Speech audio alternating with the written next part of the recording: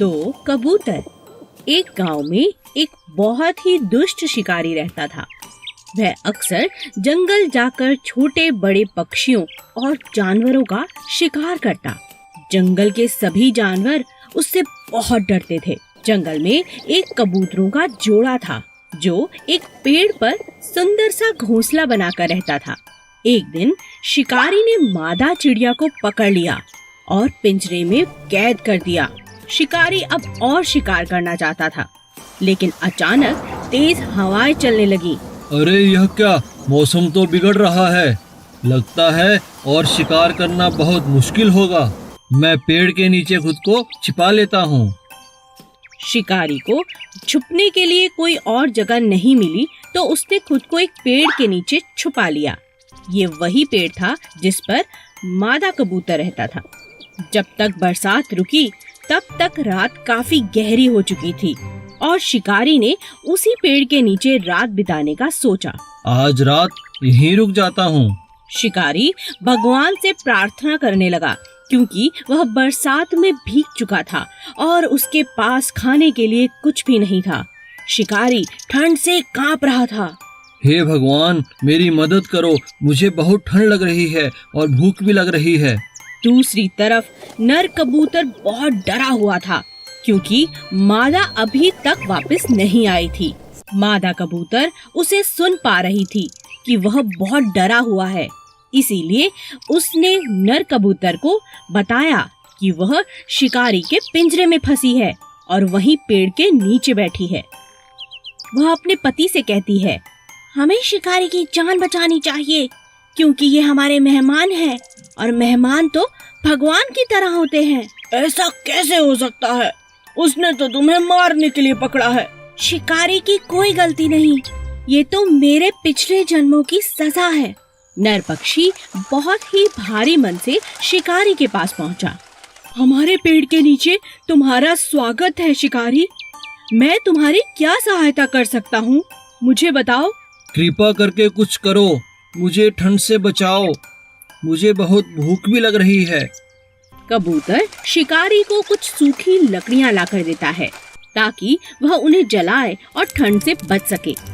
मेरे पास खाने के लिए कुछ नहीं है, लेकिन तुम मेरे मेहमान हो, इसीलिए तुम मुझे खा जाओ। इतना कहकर कबूतर ने उसी आग में छलांग लगा दी। कबूतर मर गया और शिकारी ने उसे खाकर अपनी भूख भी मिटा ली, मगर उसे खाने के बाद शिकारी को बहुत पछतावा हुआ। मैं इतना स्वार्थी कैसे हो सकता हूँ? जिसने मेरी जान बचाई मैंने उसी को खा लिया। शिकारी अपने किए पर बहुत पछताने लगा।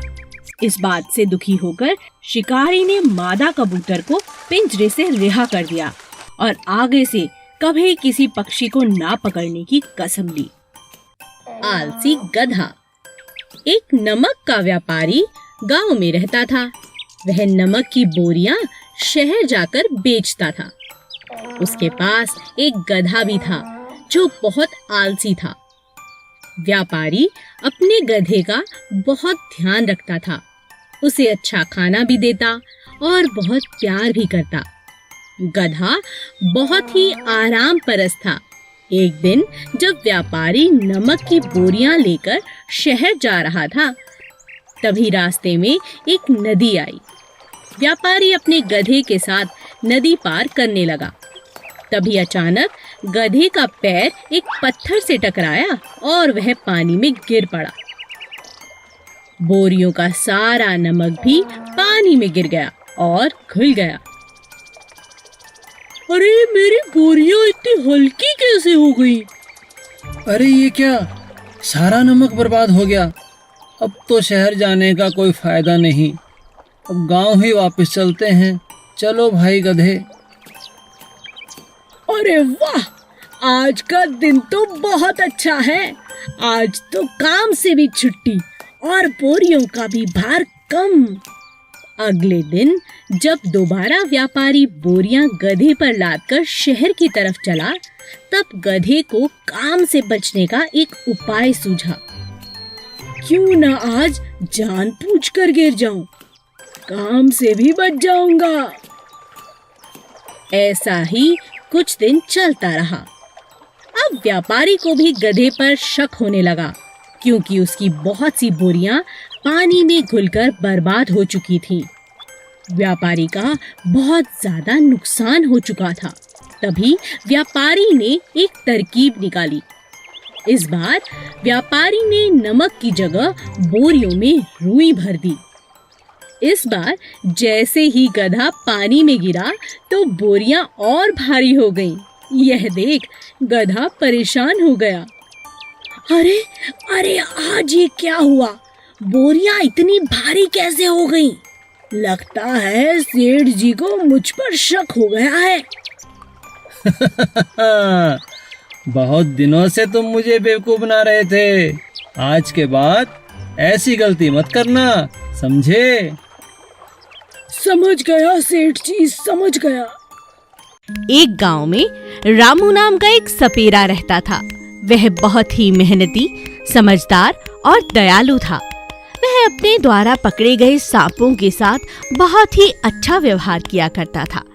वह उन्हें जल्दी ही जंगल में छोड़ भी दिया करता था।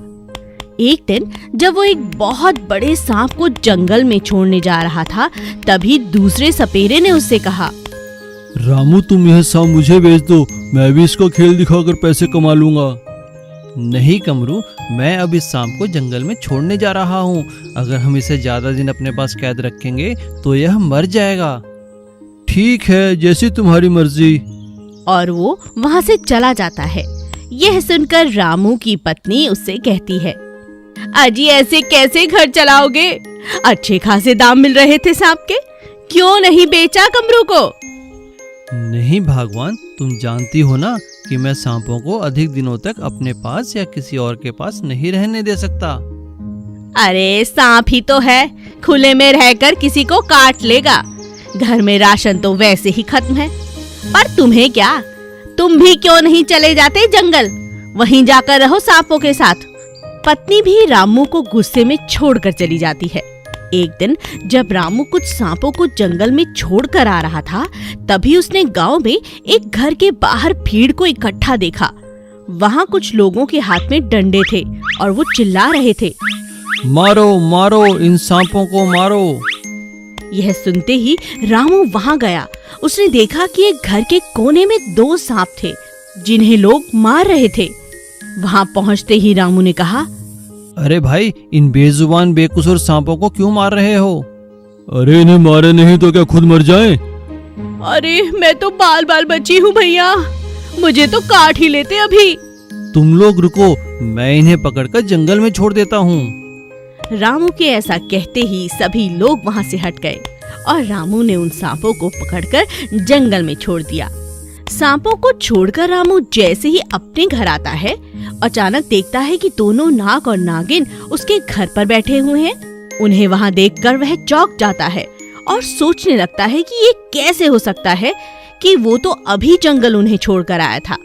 तभी नागिन कहती है, हम दोनों इच्छाधारी नाग नागिन हैं। तुमने हमारी जान बचाकर बहुत बड़ा एहसान किया है हम पर। हम तुम्हारा धन्यवाद करते हैं।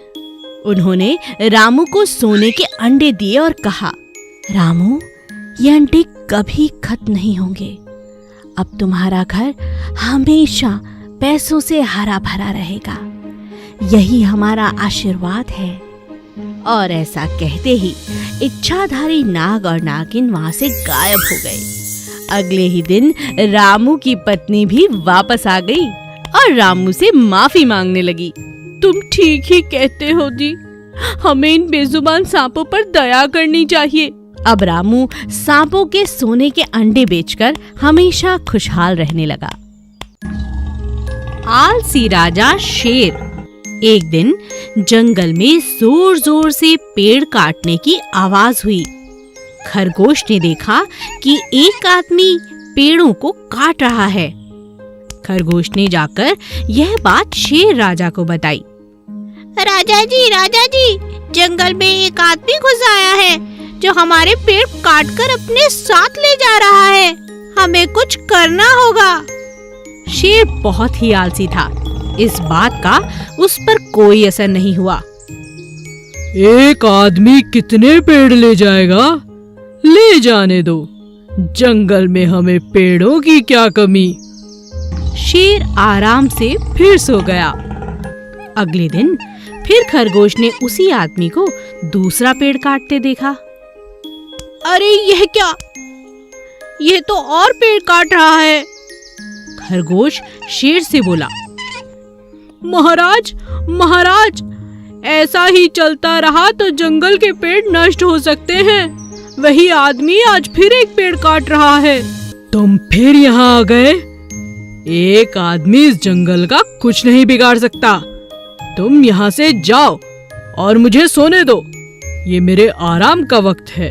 जब हर रोज वही आदमी आता और पेड़ काट कर ले जाता, तब बेचारे खरगोश को बहुत चिंता होती। राजा के पास ताकत तो है, पर दिमाग नहीं। मुझे ही कुछ करना होगा।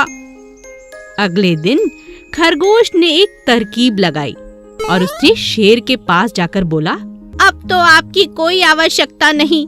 नए राजा जो आने वाले हैं। क्या कहा? नए राजा?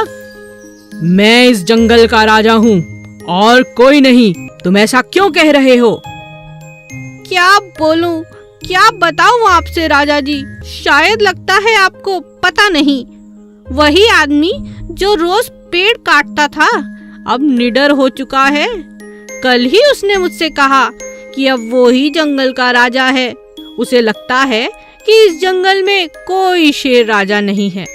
अगर होता तो क्या वो इतने पेड़ काट पाता? उसकी ये हिम्मत! चलो अभी उसे सबक सिखाता हूँ। चतुर खरगोश की यह चाल काम आई और शेर दहाड़ते हुए उस आदमी तक पहुँच गया। बेचारा आदमी पेड़ काटना छोड़ दुम दबाकर भाग गया और कभी जंगल में वापस नहीं आया। खरगोश ने अपनी चतुराई से जंगल के सभी पेड़ों को बचा लिया।